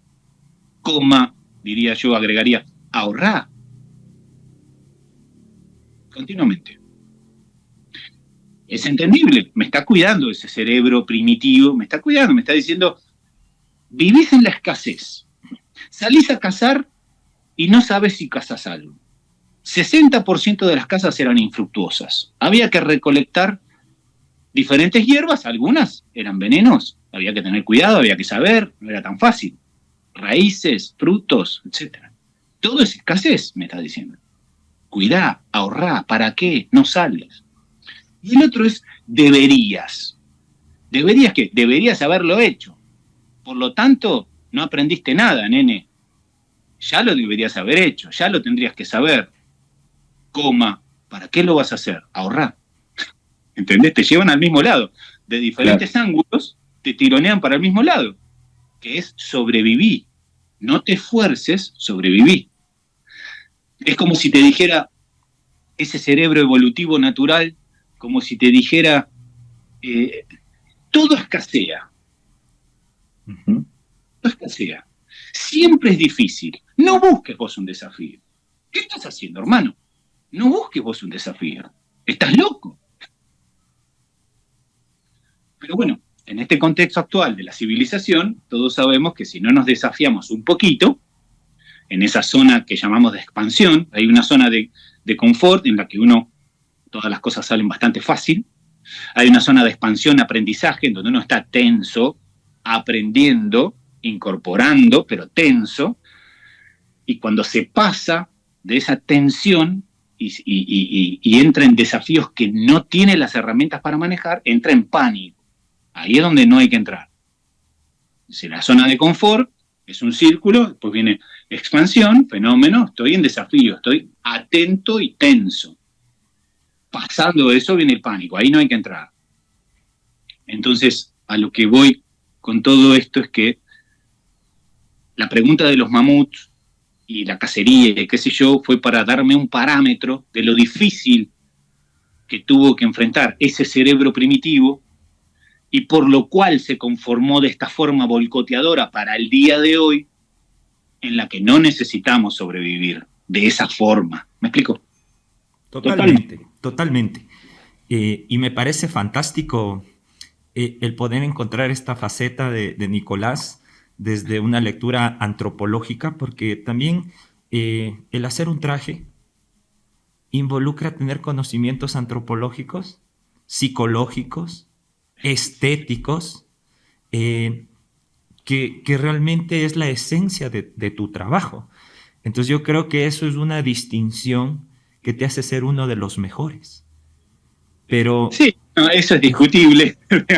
Eso es discutible, que sea uno de los mejores, pero soy uno de los buenos. Eso sí, soy uno de los buenos. Uno de los y de los pocos. Bueno, en el mundo somos unos cuantos miles. En los últimos 10 años ha crecido mucho la reposición generacional. En los 10 años anteriores, y en los años 80, 90 y los 2000, no fue así. No había reposición generacional. Murieron un montón de sastres y había muy pocos aprendices, muy pocos. Yo soy uno de esos, de esa etapa, en los años 90. De 2010 para acá hay una reposición generacional importante, no total, pero sí importante, porque se puso de moda el vestir a medida, de alguna forma, no de moda masiva, no podemos hacer mucha ropa, los sastres, por más que seamos miles, no podemos, el mercado es muy grande, y tardamos mucho tiempo en hacer una prenda, y eso tiene un costo, entonces no puede ser una prenda masiva. ¿Cuántos millones de habitantes hay en el mundo? 8.000 millones, el 40% en India y en China. ¿Cuántos sastres unos que hacen ropa a medida existen? Unos miles, sí, miles. Aterricemos esto a Latam. ¿Cuántos en Latam existen o conoces? No, somos unas decenas en Latam. Somos ¿Y cuántos son buenos? Y una decena. ¿Un puñado? Una decena, sí. Una decena, sí. Hay sastres, hay tres tipos de sastres. Hay sastre industrial, Uh-huh. sastre semi-artesanal y sastre artesanal. Los tres hacemos tres tipos de trabajo diferentes. El sastre industrial es especialista en trajes listos para llevar. En cualquier vidriera que vemos de trajes son ready to wear o prêt-à-porter. Eso tiene su ciencia específica. Ellos son especialistas en generalidades de cuerpos. Después están los sastres que hacen a medida industrial. Se llama made to measure. Made to measure. Made to measure. Se toman las medidas y con estos otros moldes de ready to wear se acomodan algunas cosas, quedan bastante mejor, pero mantienen algunas generalidades. Y después estamos los sastres artesanales, que somos los que iniciamos todo esto desde hace siglos. Es decir, no es que tenga siglos yo, ¿no? Pero las técnicas son las mismas de hace siglos. ¿Qué hacemos? Totalmente. Hacemos la prenda sobre el cuerpo y le buscamos todos los recovecos al cuerpo para que de alguna forma u otra o rediseñemos sus líneas, las líneas del cuerpo, y estilicemos sus líneas, Uh-huh. o primemos la caída de la tela, que es prolija, impecable y pulida, en la que uno tiene que hacer un poquito más ancha la prenda, porque si no, si se acomoda mucho al cuerpo, enseguida se notan sombritas y cositas. Entonces hay varias formas de trabajar de modo artesanal. Vamos terminando la tercera etapa. Nicolás, fuiste aprendiz, sales del monasterio. Ya estamos avanzados en la cuarta, te diré. Y sí, ya estamos en la cuarta, entre tercera y cuarta. Pero me interesa un dato, ¿no? O sea, ya acabas esta etapa y llegas, bueno, a reconstruir toda tu vida y lo único que en ese momento dices, bueno, te hiciste la pregunta, te has hecho la pregunta, ¿para qué eres bueno? ¿Qué sé hacer? Es mucho más sencillo. ¿O qué sabes hacer? Sí, mira, cuando salí del monasterio salí muy mal, internamente Uh-huh. todo destrozado. Yo sabía que no podía seguir ahí y me fui, pero no había nada. Estaba la nada misma. Mi hermana me recibió en un sillón, ella vivía en 2 ambientes. El sillón, estuve durmiendo en el sillón 2 meses. Conseguí un trabajo con este sastre Natalio y bueno, empecé a ganar unos mangos, muy poquito, y pude alquilar una pieza en una casa de familia, en un barrio que quedaba lejos. Bueno, tenía clara una sola cosa: no podía obedecer más. No podía. Porque había tenido ya 15 años de obediencia, tanto en el ejército como en el monasterio, y me había partido al medio. Con lo cual, empleado no podía ser. En el capitalismo tenés 2 opciones: formás una empresa, o sos el dueño, o el directorio, lo que fuere, pero un equivalente al dueño, o sos un empleado de empresa. Uh-huh. Del rubro que sea, pero no hay mucho más. O sos el dueño o sos empleado. No podía ser empleado. No para mi futuro. Entonces dije, ¿qué hago con esto? Empleo no voy a buscar. O sea, no como proyección, ¿no? Uh-huh. Y entonces empecé a buscar qué podía hacer. Intenté diferentes cosas que no vienen al caso. Sinceramente, tenía un mareo tal que hay cosas que la verdad mejor me las olvido, porque hice tantas estupideces de pérdida. Dinos una, ¿cuál crees que fue la estupidez más extrema? O sea, dijiste, Nicolás, ¿qué hago haciendo esto? Trabajé como vendedor, ¿viste? Y la verdad que no era para mí. No era para mí. Bueno, en una empresa esta de venta directa, ¿viste? Bueno, con todo un comportamiento muy sectario que me recordaba a un lugar que ya había estado, no sé, era muy raro. Bueno, la cuestión es que en un momento digo, bueno, pero si quiero emprender algo y quiero hacer algo de la nada, quiero crear algo propio, y básicamente lo que tenía que crearme era a mí, ¿no? Uh-huh. Primero que estaba destruido era yo, entonces, pero externamente era crear algo propio. Entonces, ahí en un momento, después de varios años, me hice la pregunta correcta: ¿qué sé hacer?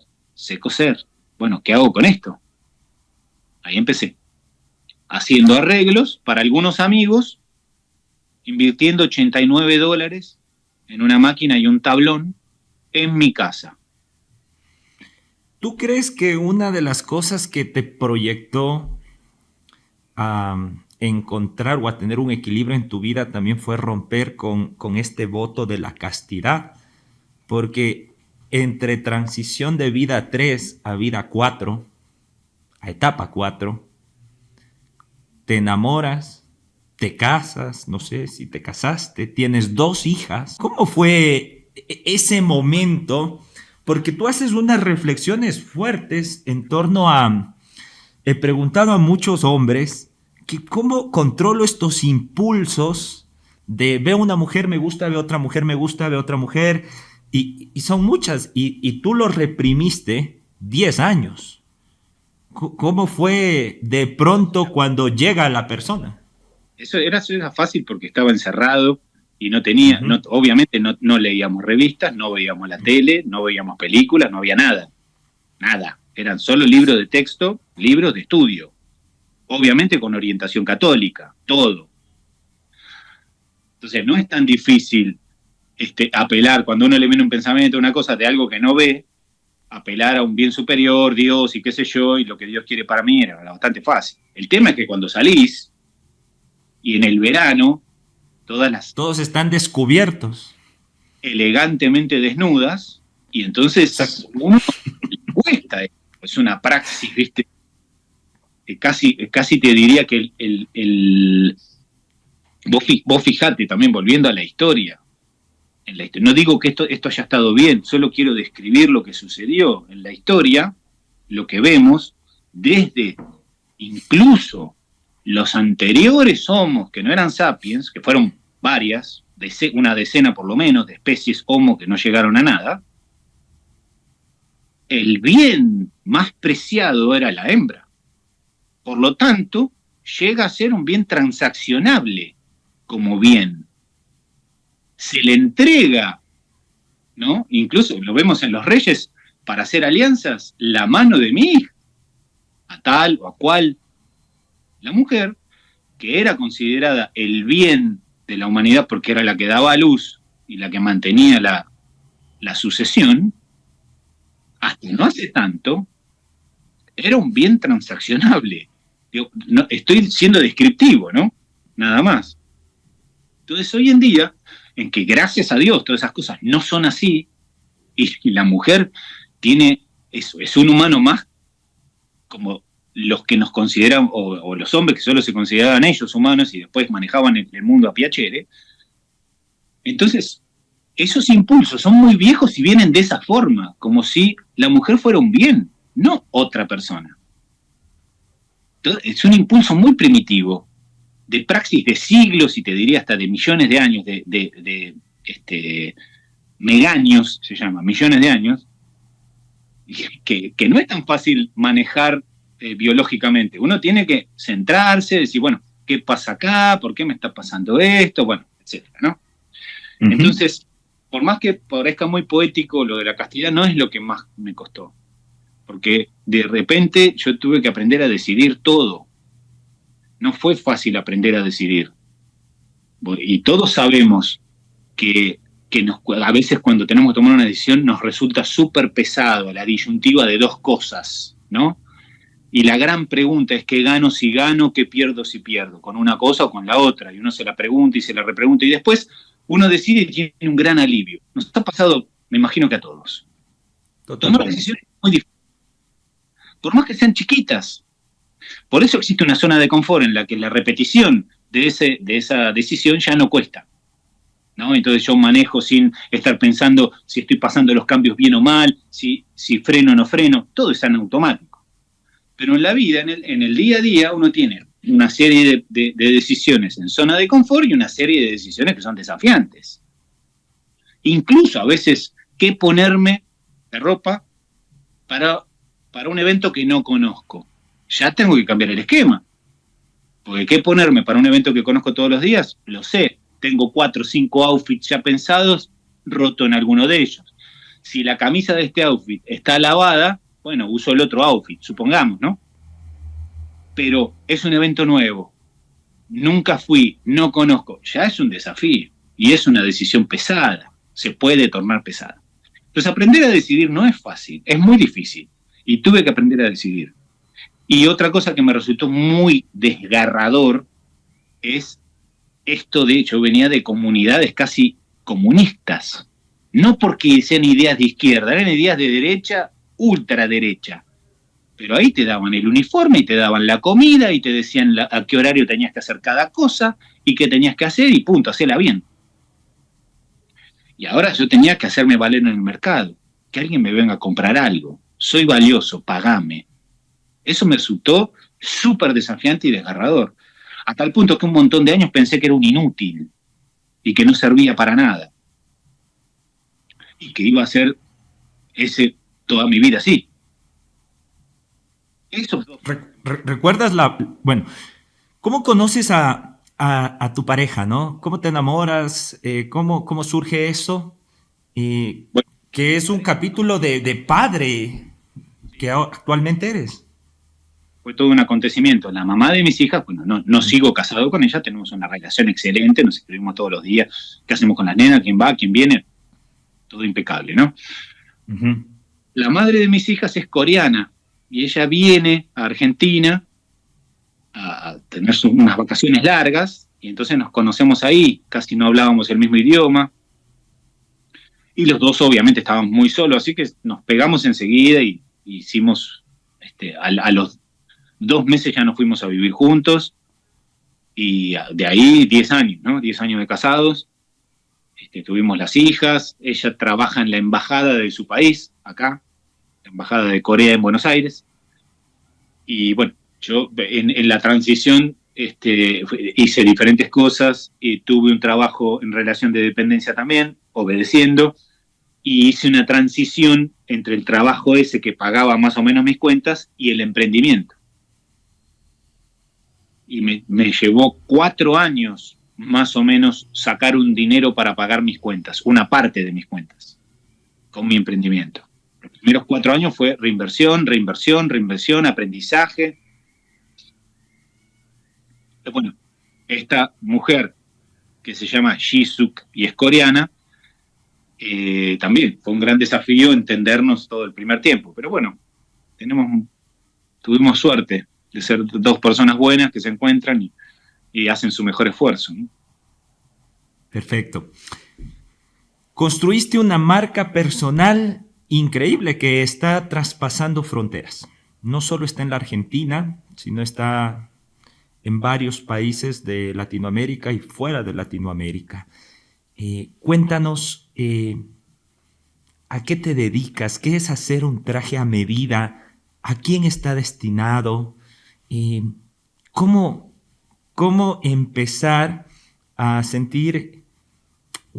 Hay una descripción que tú utilizas en torno a cubrirse y vestirse. ¿Qué es cubrirse? ¿Qué es vestirse? A ver, dos cosas. Primero que la ropa es una tecnología que inventan los Homo sapiens en algún momento de la historia. Se calculan que hay diferentes cálculos objetables, difíciles de hacer, etcétera, pero los paleoantropólogos calculan que hace 170.000 años los Homo sapiens nos empezamos a vestir. En esa época éramos coetáneos de los Homo neanderthalis, eran 2 especies de homos que coexistían, tal vez otras más también, los Homo floresienses, no sé qué. Entonces, me imagino que varias especies de homos se hacían ropa, se cubrían con cueros, ¿no? Entonces, hagamos una pequeña historia falsa de una aldea de 60, 80 personas máximo, en las que 2 grupos de cazadores salen y vuelven a unos días, supongamos que simultáneamente, y estos 2 grupos de 2 o 3, unos vienen vestidos con unos cueros de suricata o comadrejas o o conejos, y otros vienen con 2 pieles de oso, cada uno tiene su piel de oso. Ya imaginemos que además de estar cubiertos, y uno puede decir, bueno, están abrigados, ¿quiénes van a ser los cazadores buenos? Lo de los osos, ¿no? Lo de los osos, claro, porque... Un segundo después de que la ropa se crea para protegernos de las inclemencias del clima, al otro segundo generan imagen. En su mismo, en ese contexto. ¿Y qué significa la imagen? ¿O qué significa ser un cazador exitoso? Es el lugar que esa persona ocupaba en esa sociedad. El proveedor de comida. Porque los cazadores no eran todos cazadores. Había grupos de cazadores y ellos proveían para todos, no solamente para ellos. No es que cada uno de los 80 tenía que salir a cazar lo propio. No, eran comunidades que se compartían las cosas. Entonces, la imagen existe desde que empezó a vestirse la gente. Y es importante que comunicamos con la imagen. Ahora bien, una cosa es vestirse y otra cosa es cubrirse. Uno se cubre ante las inclemencias del clima, sea frío, sea calor. Es decir, el beduino en el desierto del Sahara también está cubierto del calor y del sol. Ni hablar el ruso en la Siberia, del frío, ¿no? Pero a su vez, eso que me pongo me comunica a mí cosas y le comunica a los demás. Ahora nos podemos centrar un poquito en nosotros antes de que nos vean los demás. Lo primero, la inteligencia espacial. Es una de las tantas inteligencias que tenemos, que vamos descubriendo a lo largo del trabajo de la neurociencia, que detecta un volumen corporal específico, el mío, el propio, y por lo tanto un contorno o tridimensional. Ese contorno que identifico de mí se puede modificar con la ropa. Si ensancho los hombros y ajusto la cintura, mi contorno es diferente. La ropa genera, y estoy hablando solo, no viéndome, sino la percepción de la inteligencia espacial. Después podemos hablar del tacto. En el tacto tenemos varias cosas. Supongamos, la sensación de frío o calor que siento con la ropa que tengo puesta. La compresión que siento de la ropa que tengo puesta. La suavidad o aspereza. Bueno, y no me estoy viendo, es el tacto. Después también la comodidad que siento con lo que tengo puesto. Y eso es la adaptabilidad, que esto tiene millones de años. Es decir, un cazador no se va a pintar de guerra con rojo y azul para ir a cazar 200.000 años atrás. Se va a pintar de guerra con colores para ir a guerrear a los 80 que viven a 1 kilómetro o 3 kilómetros para asustar con los colores y destacarse y mostrarse agresivo, pero no para ir a cazar porque espanta a los animales. Esta adaptabilidad la venimos trayendo de hace mucho y más todavía en estos últimos 10.000 años en que hemos generado culturas enormes, amalgamientos de humanos enormes que tienen interacciones muy sofisticadas, ¿no? Esta adaptabilidad también supone que ese grupo cultural genera expectativas. Entonces, suponete, la adaptabilidad no es solo que no es tan fácil como donde fueres haz lo que vieres, porque hay una expectativa cultural. Es decir, voy a una fiesta de gala y tengo que ir de smoking y están todos de remera y jean y yo caigo de smoking, todos se van a dar cuenta que ellos están desubicados y que el que está bien vestido es el otro, porque la invitación decía gala, porque la decoración dice gala, porque el champán es caro y porque el anfitrión aparece de smoking. Entonces no soy el desubicado. No es donde fueres haz lo que vieres. Donde fueres haz lo que debieres, tendría que ser el dicho. Entonces, esta adaptabilidad también tiene una expectativa cultural que no es solo el entorno. ¿Me explico? Es bastante más complejo que solo el entorno. Por lo menos hoy en día. Tal vez antes sí era solo el entorno. Habría que analizarlo. Pero, ¿tú crees que ¿cómo ha influido la revolución industrial? O sea, actualmente las grandes tiendas departamentales es el epicentro de la vestimenta de la gran mayoría de los seres humanos. ¿Dónde está quedando el oficio del sastre? ¿Cómo tú ves este proceso? ¿La gente se está vistiendo, se está cubriendo? ¿Lo ves bien? ¿Cuáles son tus reflexiones en torno a aquello? Para mí hay dos fenómenos. Es decir, es una pregunta muy amplia, la tuya. Yo diría dos cosas. Primero, que de la revolución industrial que tuvo su culmen y punto máximo en los 90 barra en los 2000, estamos volviendo. Es decir, ya todas las marcas empiezan a pensar en sustentabilidad, en que no pueden devastar por devastar y vender por vender y enchufarte cosas para llenar sus cuentas por enchufarte cosas para llenar sus cuentas. Todo eso está en revisión. A veces de modo inteligente, a veces de modo torpe, pero está en revisión. Y de hecho, en estos últimos 20 años, o 15, por ahí, que no sé dónde empieza, están surgiendo un montón de pequeñas marcas, algunas de centenares de años, que son artesanales. Entonces, que hacen paraguas, que hacen sombreros, que hacen guantes, que hacen pullovers, que hacen sastrería, que hacen zapatos, que hacen... el mercado del lujo lo llama el nuevo lujo. Nuevo, digo, nuevo, ¿qué tenemos de nuevo? Pero contrastado con el lujo industrial de la marca de logo grande, de me muestro y soy cara, hecho en China o hecho en otro lugar. Ok. Que fue el sumum del lujo en los 80, los 90 y los 2000. Hay toda una contrarrevolución, por decirlo de una manera, que nos lleva a que hagamos pequeñas cosas bien hechas para que duren, que se eligen mejor, pensadamente, no se enchufan porque hay que llenar una cuenta. Vení, comprá, esto está más barato. Y lo compra uno y después no lo usa nunca y lo termina tirando. Y ahí tenemos basurales inmensos de ropa en el mundo que está tirada porque está mal comprada. Este es un enfoque. Uh-huh.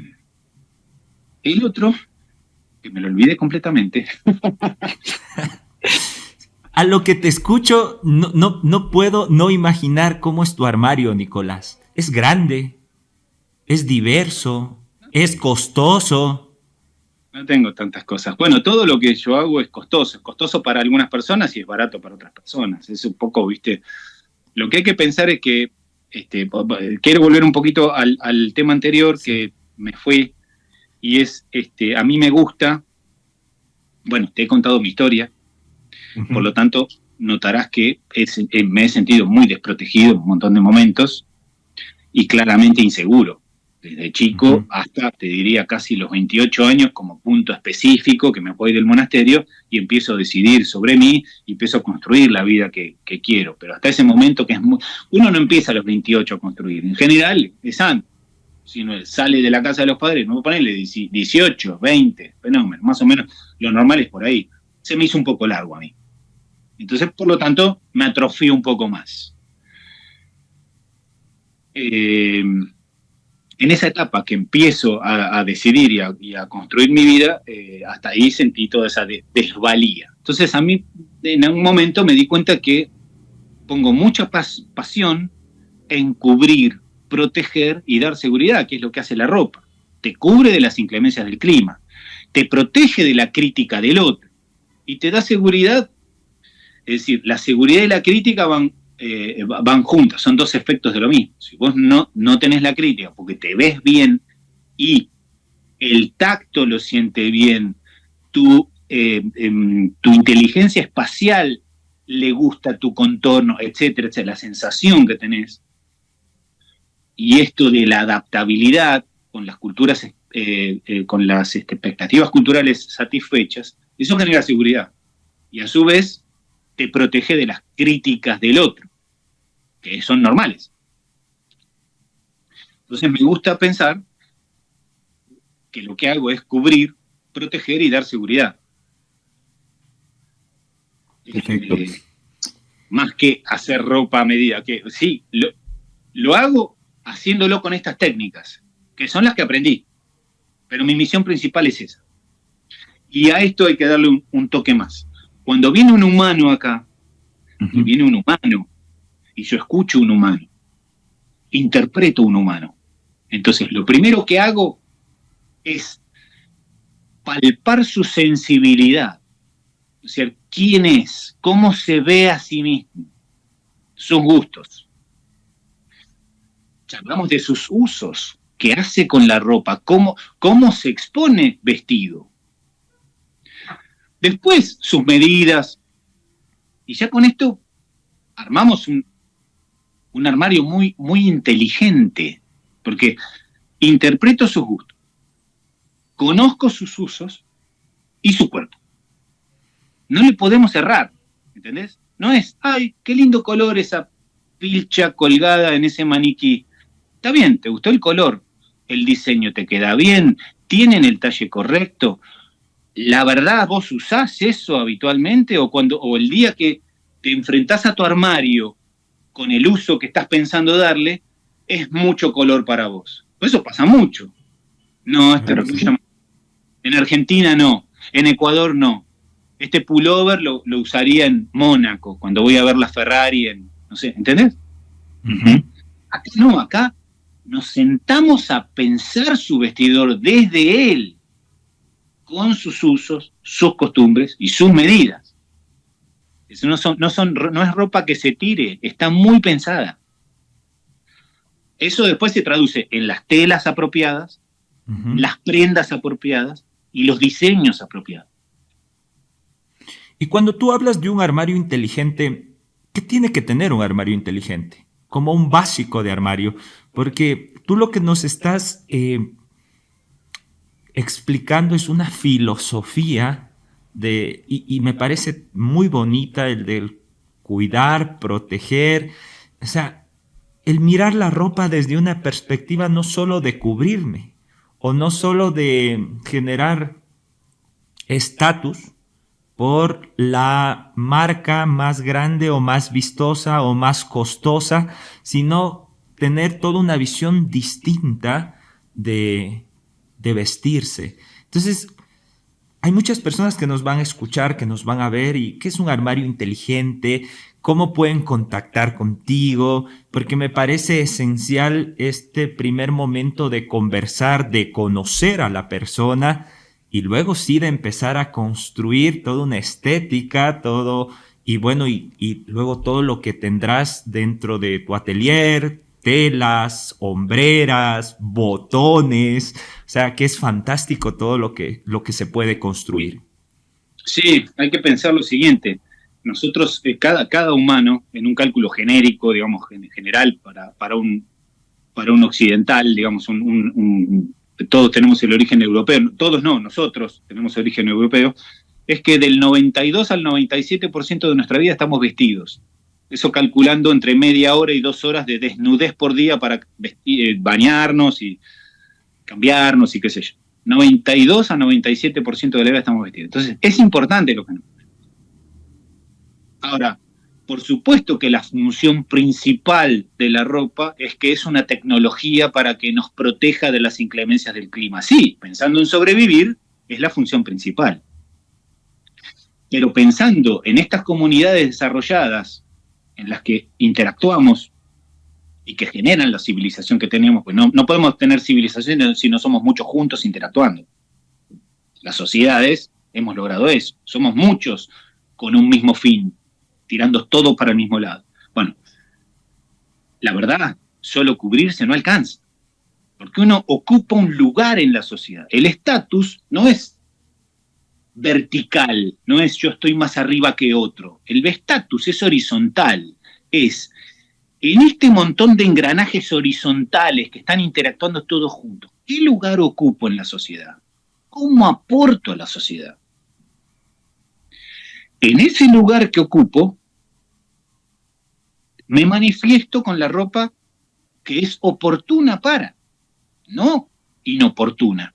Es decir, si tengo que hablar de un tema serio, no puedo vestir no serio.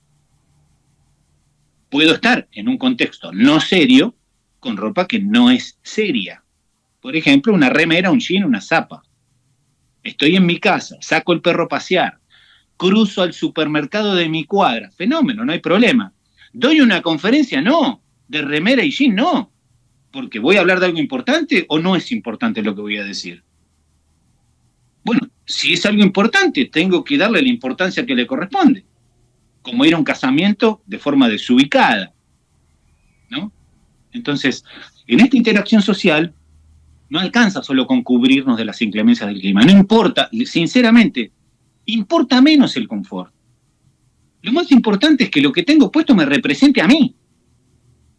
Me represente a mí en mi posición en esta sociedad, el aporte que yo genero, que no es, obviamente, estar vestido o no estar vestido, pero la congruencia nos manda que vistamos como lo que somos. Entonces, no nos tiremos abajo con ropa que no es apropiada para nosotros si estamos dando un aporte valioso a la sociedad. Seamos ubicados.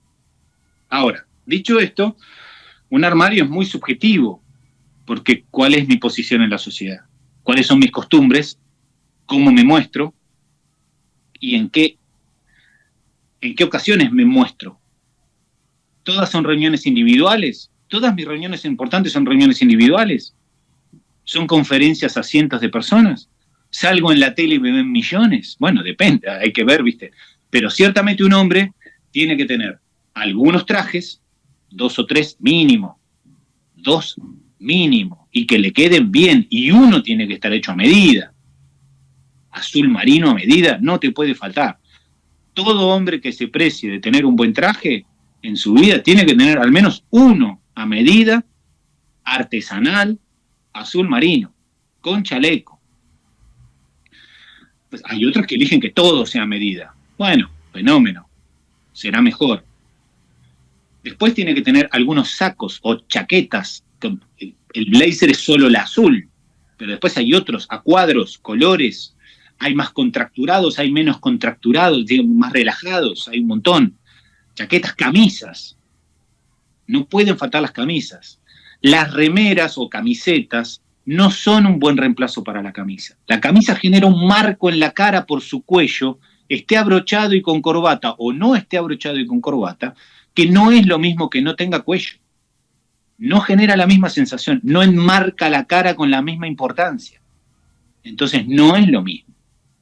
Por supuesto que hay camisas muy formales y camisas muy informales, con telas de lino o incluso de la misma tela de las remeras se puede hacer camisa, pero ya tiene cuello, ya tiene botones, tiene otro marco. Aunque es una camisa más informal, levanta un poco el enmarcado de la cara, ¿no? Cuando vemos, cualquiera de nosotros ve en toda Latinoamérica los cuadros de nuestros próceres con esos cuellos así, con todos los bordados de los laureles y qué sé, todo eso, precisamente es lo que hace una camisa. Es enmarcar la cara, solemnizar la cara. No le quitemos esa importancia con una remera si la situación nos pide que enmarquemos la cara, le demos importancia a la cara. Aunque no se use corbata, la camisa es mejor. Pequeño resumen, ¿no? Y me encantó. O sea, realmente es entender la vestimenta, es entender, es un oficio que yo siento que se está perdiendo. Tú argumentas que se está recuperando, que hay un relevo generacional, pero yo siento que hay muchas generaciones que no valoran la importancia de un traje a medida y que el oficio del sastre está en un proceso de extinción. No lo sé, tú argumentabas que son muy pocos los que actualmente están en Latinoamérica, quizás haya más en Europa, pero siento que es importante el entender el vestuario, el entender el vestirse desde una forma antropológica, como lo has explicado, histórica y que te dé un contexto, ¿no? Me parece fantástico descubrir a Nicolás desde una explicación increíble porque nos has dado un recorrido histórico, no solo desde lo que ya eres, o sea, eres una de las personalidades en torno a trajes a medida a nivel de Latinoamérica, y también has tenido mucho impacto en Europa. Yo siempre te veo en colaboraciones en Europa. ¿Cómo hiciste esto? Que vas a las ferias en Italia, que te asocias con ciertas marcas de corbatas, de pañuelos, relojes, habanos, carros clásicos. ¿Cómo haces esta interacción? Bueno, esas son todas herramientas que tiene el marketing Ujú. para, para ponerse a la par de pares, sin que sean competidores, ¿no? Ujú. Eh, sí, venimos haciendo, yo y mi equipo, un trabajo importante también de posicionamiento de marca, de seriedad, de prolijidad, pero todo eso no vale nada sin tener los motivos correctos y las intenciones correctas. Y eso es lo principal, me parece, y de lo cual estoy muy orgulloso. Mis motivos son los correctos, que es ayudar y aportar a la sociedad lo que puedo aportar. Esto que te decía, cubrir, proteger, dar seguridad, hacer que la gente se sienta y se vea bien. Ese es mi aporte a la sociedad. No puedo con todo el mundo, no puedo, pero con los que puedo lo hago. Y lo hago a conciencia. ¿Lo hago para pagar mis cuentas también? Sí, pero de esto no se sale rico. No es para hacer dinero. Esto es para ser feliz.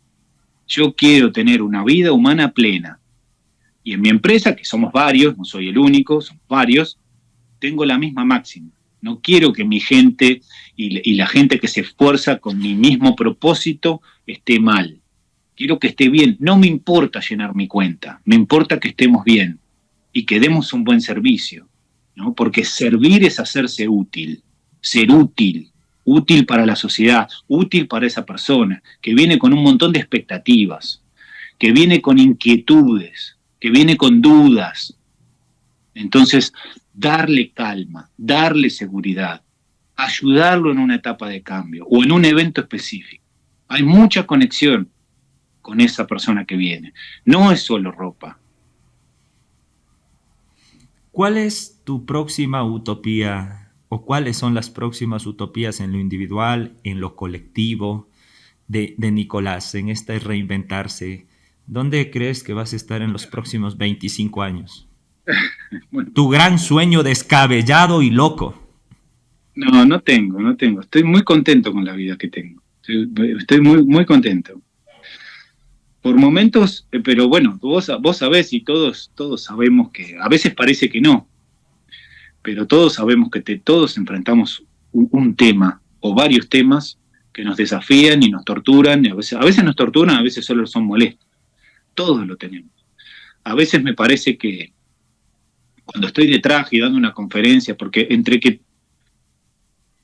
tengo bastante discurso y tiene sentido lo que digo, y a veces lo digo con pasión, y el traje que me blinda cuando estoy, parece que no me entran las balas, pero me entran mucho las balas.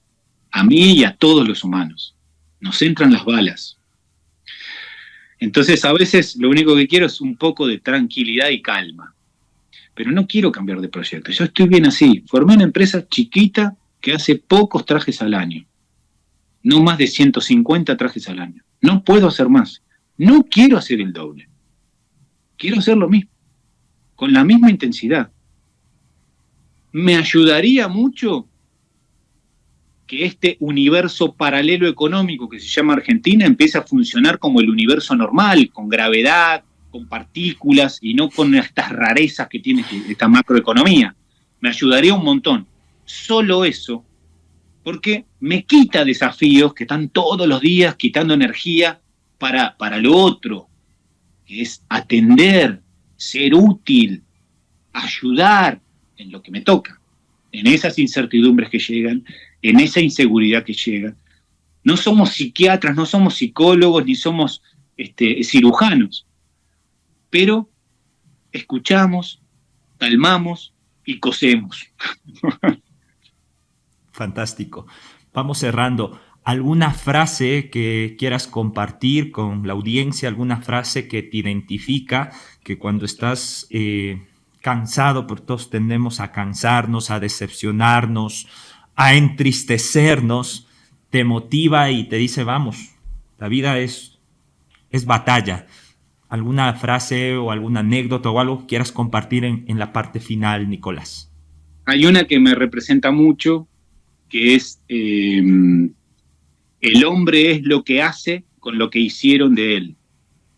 Según mi interpretación de Jean-Paul Sartre, lo que quiere decir es que en una etapa de la vida, en general, los padres hacen todo por uno y te forman y te protegen hasta cierto punto. Y en algún punto uno sale del cascarón y empieza a tomar decisiones propias y se construye a sí mismo a partir de lo que los otros hicieron con él, ¿no?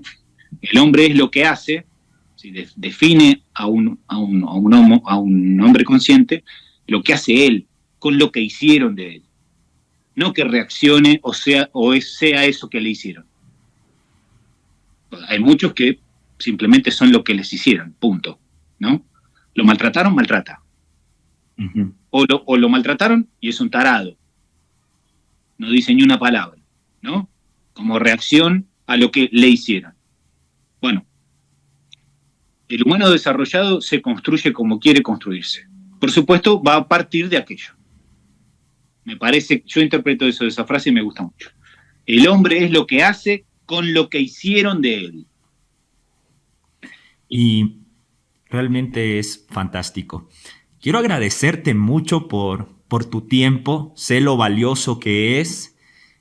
Ha sido un honor poder conversar contigo. Hemos profundizado de muchas cosas, no solo de quizás la parte más mediática y por la que más te conocen, que es tu oficio de sastre, sino también hemos podido descubrir al fantástico ser humano que eres. Eres un hombre muy inteligente. Yo creo que la audiencia cuando escuche este podcast va a tener, yo creo que percepciones muy positivas en torno a todo lo que nos has aportado en este tiempo que hemos podido conversar. Y yo siempre he visto titulares de monje a sastre, de huérfano a sastre, el sastre que triunfa, pero para mí tú eres un pedagogo de la estética, para mí eres un pedagogo de la vestimenta, porque conversar contigo o escucharte es poder convertir algo complejo en algo sencillo, porque has podido darle sentido a lo que para muchas personas es algo trivial, es vestirse y bueno, me pongo lo que asome o me pongo lo más no necesariamente barato, pero no necesariamente algo que me favorezca. Y esa filosofía que tú le imprimes y el cariño, el amor que tienes al dedicarle tanto tiempo de tu vida en conjunto con tu equipo, al confeccionar un traje a medida, yo creo que es digno de admirar y eres de las pocas personas que están retomando el oficio de los trajes a medida. Honrado por tenerte en este episodio, Nicolás Zafora, y esperamos vernos pronto en la Argentina. Un placer charlar contigo, preguntas muy inteligentes, gracias. Me diste pie a que desarrolle las ideas que las he buscado solo para mí, ¿no? Pero tal vez alguna pueda ser útil también para alguien curioso como yo, así que te estoy muy agradecido. A ti y a tu equipo. Un abrazo gigante y me quedo mucho con lo del mamut. Espero conocerte pronto en persona, viajo mucho a la Argentina y cuando esté por allá de seguro te visitaré. Y todas las personas que deseen conocer más del trabajo de Nicolás, pues lo pueden encontrar en Instagram, está nzafora, lo pueden encontrar en su página web, también es nzafora.com. Realmente pueden leer muchos artículos que están en internet, muchas entrevistas que están en YouTube. Y pues nada, si desean un traje a medida, un traje que marque una ocasión especial o simplemente conocer al gran ser humano que se encuentra detrás de todo este movimiento de la sastrería, pues lo pueden encontrar en Buenos Aires. Nicolás, un fuerte abrazo, espero que todo te vaya muy bien y que pues todas las personas que puedan ver este podcast puedan conocer un poco más sobre la gran vida de resiliencia, de reinvención y de cariño que tiene Nicolás a cada prenda que confecciona. Gracias, querido amigo. Gran abrazo. Abrazo.